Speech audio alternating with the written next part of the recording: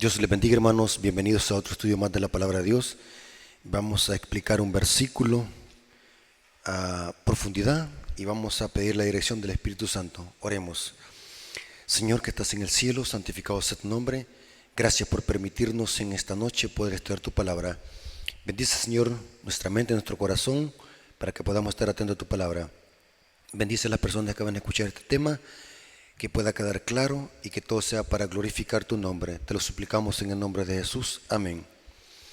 Hermanos, vamos a estudiar el sagrado libro. Vamos a analizar un versículo que se presta a confusión si no se tiene cuidado, y es Hebreos 8:7. Hebreos 8:7. Como todos sabemos, este es un canal de estudios teológicos profundos, así que vamos a analizar Hebreos 8:7. El libro de Hebreos, hermanos, como lo dice, es una carta escrita a los hebreos. Su tema principal es hacer una armonía y un contraste de el santuario terrenal y su liturgia en relación con el santuario celestial, y como presentar a Jesús como el centro de ese santuario, como sumo sacerdote. Ese es el centro general del libro de Hebreos. Presentar la armonía y el contraste entre el santuario terrenal y su liturgia y lo que hace Jesús en el nuevo pacto en el santuario celestial. Si entendemos eso, no va a ser difícil interpretar cualquier versículo de la carta de los Hebreos. El problema de muchos cristianos que desconocen este principio es que ellos interpretan estos versículos sin conocer a ciencia cierta el objetivo de esta carta de los Hebreos en relación con el santuario terrenal. Ahora vamos a analizar Hebreos 8:7. Hebreos 8:7 es un versículo que se presta a confusión y muchos lo han malinterpretado, como diciendo que las leyes de Dios tienen defectos y por eso era necesario que Cristo las hubiese venido a alterar o cambiar o modificar. Noten cómo dice Hebreos 8:7. Leamos el versículo. Dice lo siguiente: si aquel primer pacto hubiese sido sin defecto, ciertamente no habría procurado lugar para el segundo. Note qué interesante. Aquí dice el escritor de que el primer pacto tenía defectos. Por eso era necesario que se estableciera el segundo. Aquí dice, ciertamente no habría procurado lugar para el segundo, hablando del nuevo pacto. Aquí se está haciendo un contraste entre el antiguo pacto y el nuevo pacto. Un contraste, pero al mismo tiempo hay armonía, y lo vamos a ver en este estudio. Aparentemente, el escritor del libro de Hebreos, de la carta a los Hebreos, está diciendo que el antiguo pacto tenía un defecto. Vienen cristianos de otra denominación y empiezan a decir que la ley de Dios eran defectuosas, que la ley de Dios era defectuosas, que ese pacto nadie lo podía observar, nadie lo podía guardar, porque era una letra, un pacto que la letra mata, y era necesario que Cristo viniera a cambiar ese pacto y establecer un nuevo pacto. Y empiezan a hacer una descontextualización del versículo, aplicándolo mal, sacando de contexto estas palabras, cuando en realidad el versículo tiene otro significado y otra aplicación, analizando el contexto que vamos a analizar. ¿Cuál es el contexto? El contexto tendría que ser el versículo 8. Hebreos 8:8 dice, pues reprendiéndoles dice, vienen días, dice el Señor, en que estableceré con la casa de Israel y la casa de Judá un nuevo pacto. ¿Y cuál es este nuevo pacto? No como el pacto que hice con sus padres en los días que los tomé de la mano para sacarlos de la tierra de Egipto. Como ellos no permanecieron en mi pacto, yo me desatendí de ellos, dice el Señor. Si nosotros analizamos el contexto, el nuevo pacto es de establecer las leyes de Dios en la mente y en el corazón de la casa de Israel y de la casa de Judá. Aquí dice: pondré mis leyes en sus mentes y en sus corazones. ¿A dónde dice eso? Lo dice el versículo 10. Por lo cual es este el pacto que haré con la casa de Israel y después de aquellos días, dice el Señor. Pondré mis leyes en la mente de ellos y sobre sus corazones las escribiré, y seré a ellos por Dios y ellos serán mi pueblo. Si armonizamos el versículo 7 hasta el versículo 10, vamos a llegar a comprender que el defecto del antiguo pacto no estaba en las leyes divinas, sino que en el corazón de los pecadores y regenerados. Es error interpretar este texto haciendo decir algo que el apóstol nunca quiso enseñar. Las leyes de Dios no son defectuosas. Las leyes de Dios son santas, justas y buenas. El defecto del antiguo pacto estaba en el corazón, no en las leyes. Porque si ustedes examinan el versículo 10, aquí dice que las mismas leyes se iban a escribir en la mente y en el corazón. Al analizar el contexto del versículo 7, llegamos a comprender de que el defecto estaba en el corazón irregenerado de Israel. ¿Por qué razón, hermano? Sencillo, porque Israel querían obedecer una ley santa, justa y buena con un corazón irregenerado, un corazón carnal, y es imposible.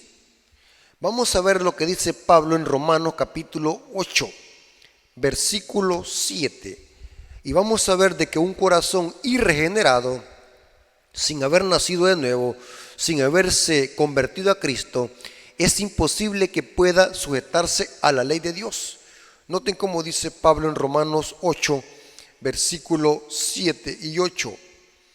Por cuanto los designios de la carne son enemistad contra Dios, porque no se sujetan a la ley de Dios ni tampoco pueden. Y los que viven según la carne no pueden agradar a Dios, que significa sujetarse a la ley. Un corazón carnal, un corazón irregenerado, es imposible que se pueda sujetar a la ley de Dios, porque la ley es santa, justa y buena. Por eso es que dice el escritor de Hebreos que ese defecto estaba en el corazón, no en las leyes divinas, porque esas mismas leyes iban a ser escritas en la mente y en el corazón de Israel. Léanlo, ahí está el contexto. Por eso es que siempre les he dicho, hermanos, que un versículo nunca se debe de leer de su contexto. Las leyes de Dios no son defectuosas, son santas, justas y buenas, son perfectas. ¿Cómo es posible que Dios va a dar leyes defectuosas? Es un error de interpretación. El defecto estaba en el corazón de los israelitas por querer obedecer una ley santa, justa y buena con un corazón irregenerado y carnal. Aquí podemos notar que la principal debilidad del pacto del Sinaí no estaba en las leyes, sino en las personas que no tenían un corazón dispuesto a obedecerlas. El defecto estaba en el corazón irregenerado. Mientras el ser humano tenga un corazón de piedra, o mejor dicho, un corazón sin haber nacido de nuevo, es imposible que pueda sujetarse a la ley de Dios. Es imposible que un corazón carnal y regenerado pueda asimilar la ley espiritual de Dios. Hablando de esta ceguera de Israel, el apóstol Pablo dice en 2 Corintios capítulo 3, versículo 14 al 16, lo siguiente: pero el entendimiento de ellos se embotó, porque hasta el día de hoy, cuando leen al antiguo pacto, o sea, leer los escritos de Moisés, leer la ley, les queda el mismo velo no descubierto. el cual por Cristo les es quitado. Pablo está presentando aquí la debilidad de los israelitas, porque ellos querían obedecer una ley santa, justa y buena con un corazón irregenerado. Y cuando leían el antiguo pacto, las leyes divinas, al no ver a Cristo reflejado en estas leyes, tenían aún un velo en sus ojos.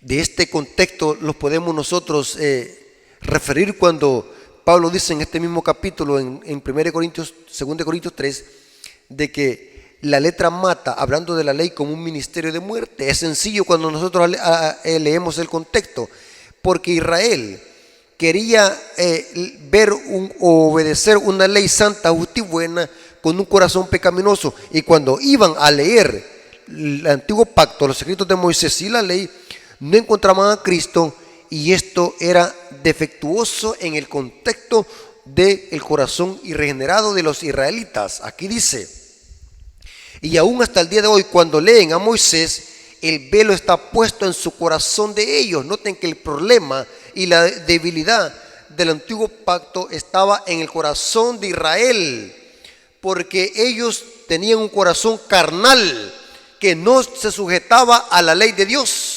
Pero dice Pablo, pero cuando se convierten al Señor, el velo se les quitará.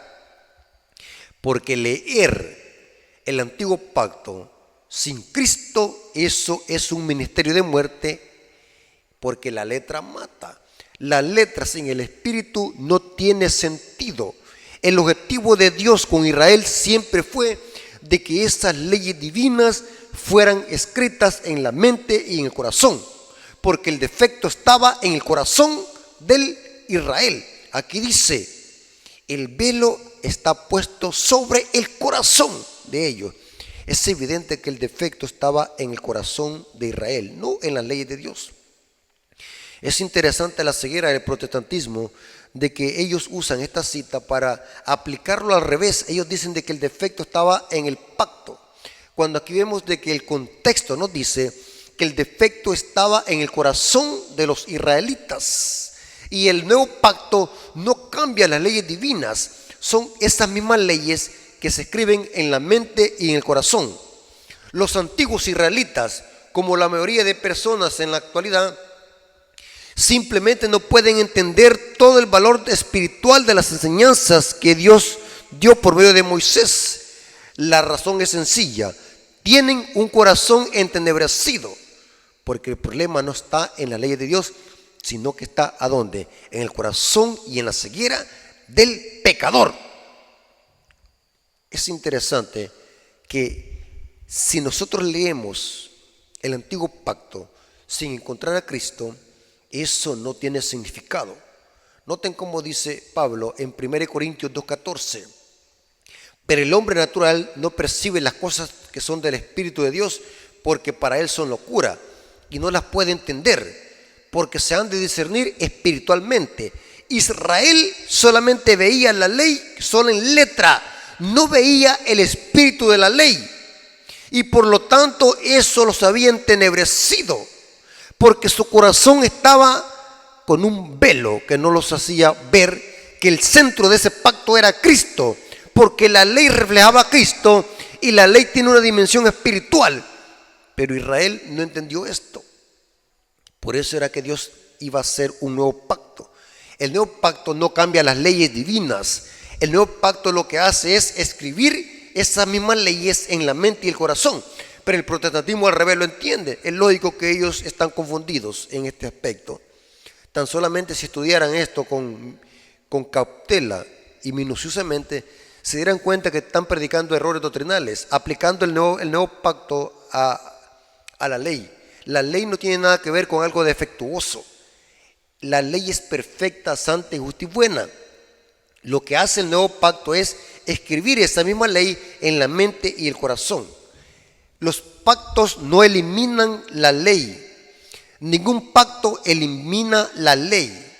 Todos los pactos que Dios ha hecho durante toda la historia, con Noé, con Abraham, con David, con Jacob, llevan siempre incluidas las leyes de Dios. Esa es la condición. El problema radica en el corazón, no en las leyes divinas. El nuevo pacto, ningún pacto elimina ninguna ley.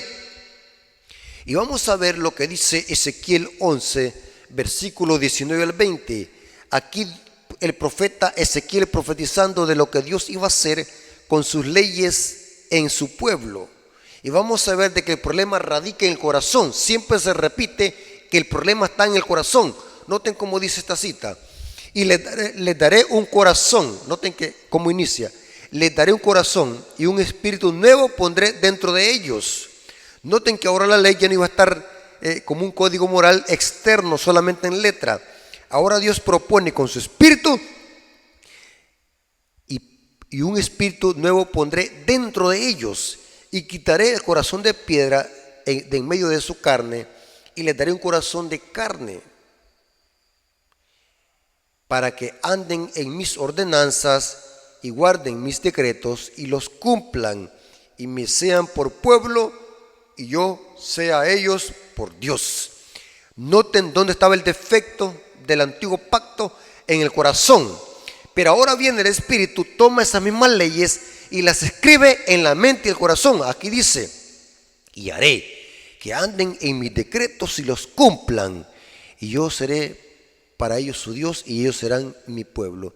¿Quién les ha dicho que el nuevo pacto iba a alterar las leyes divinas de Dios?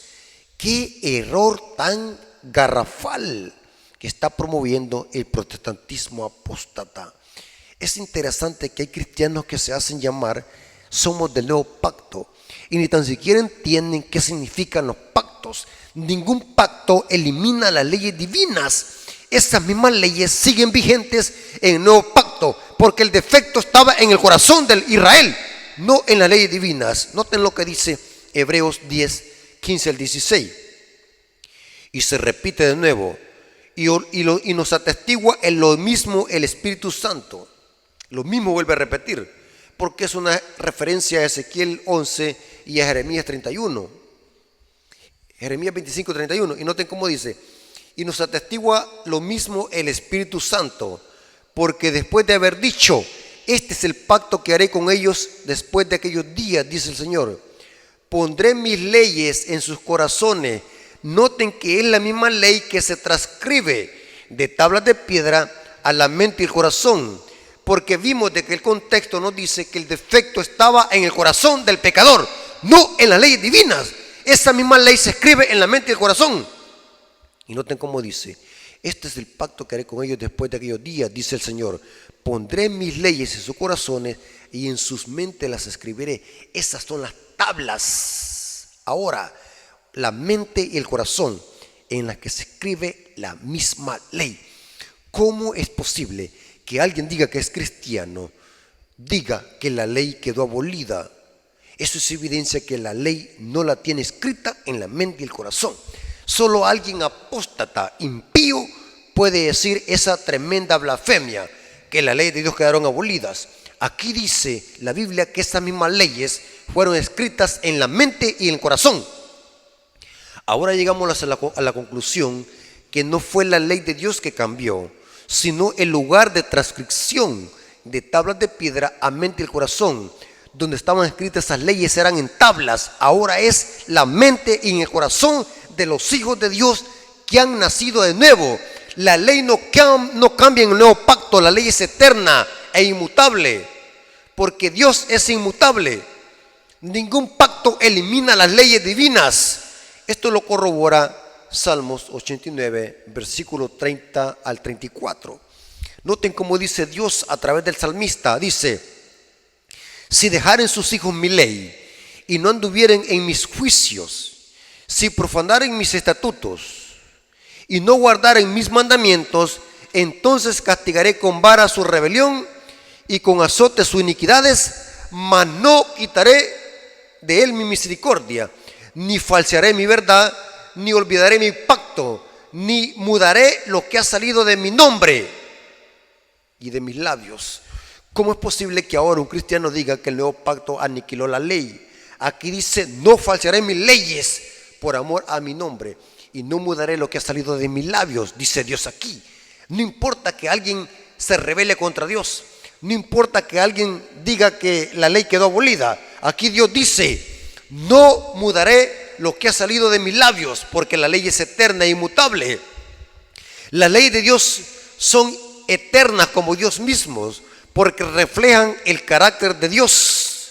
Noten lo que dijo Pablo en Romanos 7:12. De manera que la ley a la verdad es santa y el mandamiento santo, justo y bueno. ¿Cómo es posible que algo bueno fuese aniquilado, cambiado o modificado en el nuevo pacto? Solamente algo defectuoso puede ser cambiado, pero vemos de que el defecto estaba en el corazón, no en las leyes, porque la ley de Dios es justa, perfecta y santa. Noten lo que dijo Jesús. Los que dicen de que el nuevo pacto modificó las leyes divinas contradicen las palabras de Cristo. Noten cómo dice Mateo 5:17 al 19, dice: no penséis que he venido para abrogar la ley y los profetas. No he venido para abrogar, sino para cumplir. Ya vamos a ver qué significa esta palabra cumplir.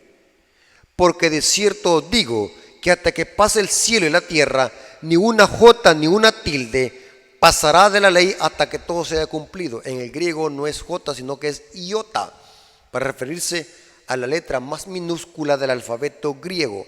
Aquí se traduce jota, pero en realidad no es jota como la conocemos en el alfabeto español, sino que es una transliteración y la resonancia de iota, para referirse a la letra más minúscula del alfabeto griego. Lo que Jesús está diciendo, que ni esa letra más pequeña pasará de la ley hasta que todo sea cumplido. Y sigue diciendo: de manera que cualquiera que quebrante uno de estos mandamientos muy pequeños y así enseñe a los hombres, muy pequeño será llamado en el reino de los cielos. Mas cualquiera que los haga y los enseñe, este será llamado grande en el reino de los cielos. Pero voy a leerles una Biblia que está más apegada al griego. El código textual hebraico nos va a ayudar a entender qué significa la palabra cumplir sobre la ley.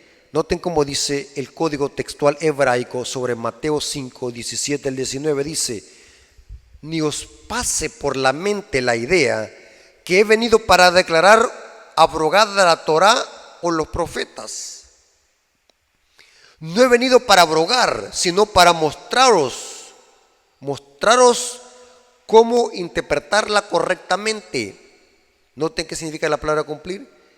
Les he venido a enseñar cómo interpretarla correctamente. Esto les he venido a mostrar.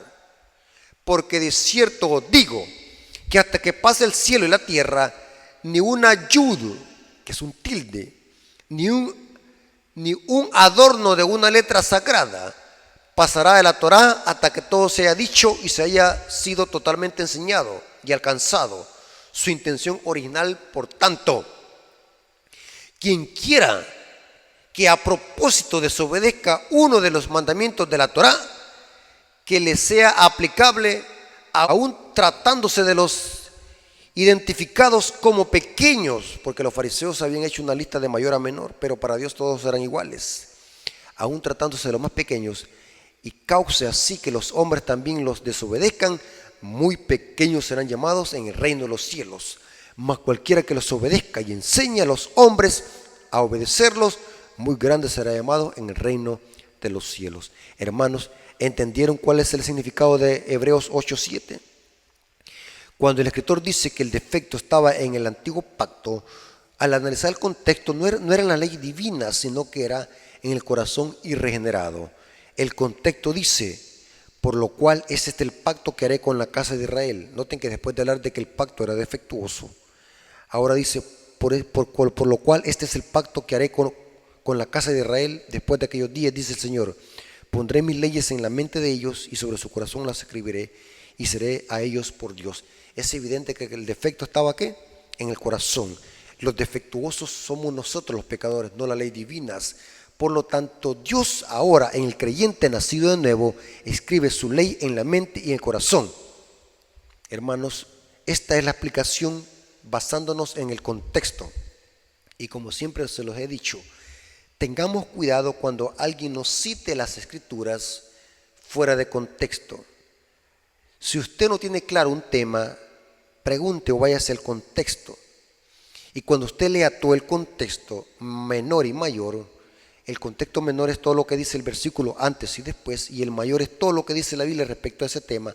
Así como lo hemos estudiado, notamos que analizamos el contexto menor y después lo fuimos a otros textos bíblicos para corroborar de que el defecto del antiguo pacto estaba en el corazón irregenerado de los pecadores israelitas y no en las leyes divinas. Pero viene el católico, el protestante iletrado, dice, aquí el defecto estaba en el antiguo pacto. Por eso es que Dios Jesucristo, con su venida, vino a modificar las leyes, vino a cambiarlas y a dar mandamientos nuevos. ¡Qué ignorancia más abismal! Es cierto que Jesús habló de mandamientos nuevos, pero no fue para sustituir los mandamientos del Padre, sino fue para exaltarlos y engrandecerlos. Porque esa era la misión de Cristo, exaltar las leyes divinas del Padre, hacer la voluntad del Padre, no venir a contradecirlo. Esta profecía estaba estipulada o profetizada en el Salmos 48, hablando de Jesús. Noten cómo dice el salmista, Salmos 48, dice aquí el salmista, recordemos de que los salmos son salmos mesiánicos que se refieren a Cristo, el cumplimiento es con Cristo. Y noten cómo dice, Salmo 48, dice lo siguiente, notemos cómo dice Salmos 48, estaba en Isaías, pero es Salmos 48. Noten, leamos. Esta es una profecía mesiánica sobre Jesús. ¿Cuál es la misión de Jesús? ¿Para qué iba a venir? Y dice el versículo 8 del Salmo 40. El hacer tu voluntad, Dios mío, me ha agradado. Y tu ley está en medio de mi corazón. Noten qué interesante que ¿cómo es posible que Jesús iba a venir a contradecir al Padre y anular la ley del Padre? Cuando Él mismo está diciendo aquí, ¿y tu ley está en medio de qué? Mi corazón. O sea que Jesús es la ley encarnada, la palabra encarnada del Padre. Noten cómo dice Juan, capítulo 1, versículo 1. Es la misma terminología y el mismo principio de que la palabra, la ley se hace carne. Noten cómo dice Juan 1:1. En el principio era el verbo. Esta palabra verbo es del griego, en el koine, es palabra, verbo o palabra, se puede usar intercambiable. En el principio era la palabra, y la palabra estaba con Dios, y el verbo era con Dios. Hablando de Cristo, Cristo es la palabra de Dios, pero encarnada. Esta palabra que sale de la boca de Dios, y que la tenemos en forma escrita, se hizo carne. O sea que Cristo es la ley encarnada. Porque el salmista dice, y tu ley está en medio de mi corazón. Aquí vemos de que Jesús al venir a esta tierra era la ley encarnada. ¿Cómo es posible que Él iba a venir a enseñar otro mandamiento si Él era la ley encarnada? El objetivo de la venida de Cristo no fue para alterar leyes, no fue para sustituir los mandamientos del Padre con otros nuevos, no fue para modificar la ley, no fue para abolirla, al contrario, fue para ¿qué? Para engrandecerla y exaltarla. Esto lo vemos claramente en el sermón profético de las bienaventuranzas, donde Jesús exaltó en el sermón del monte la ley del Padre. El sermón del monte es una amplificación en sermón que Jesucristo dio sobre la exaltación de la ley divina del Padre. Hermanos, la Biblia se explica sola. Tengamos cuidado, hermanos, con los falsos maestros que manipulan las Biblias y las sacan de contexto. Vamos a orar. Señor, te damos gracias por tu palabra, porque es una guía segura en este mundo de tinieblas. Nos hemos dado cuenta que el defecto del antiguo pacto no estaba en la ley divina, sino que en el corazón irregenerado del pecador. Tus leyes son eternas, son santas, justas y buenas. Con la venida de Cristo, Cristo viene a exaltarla y magnificarla. Y gracias a ese nuevo pacto, esta misma ley es escrita en el corazón y en la mente de tus hijos, los que creen en tu nombre. Gracias, Señor, por tus bendiciones y por esta explicación que tú nos has dado. Te lo agradecemos en el nombre de Jesús. Amén. Dios me lo bendiga, hermanos.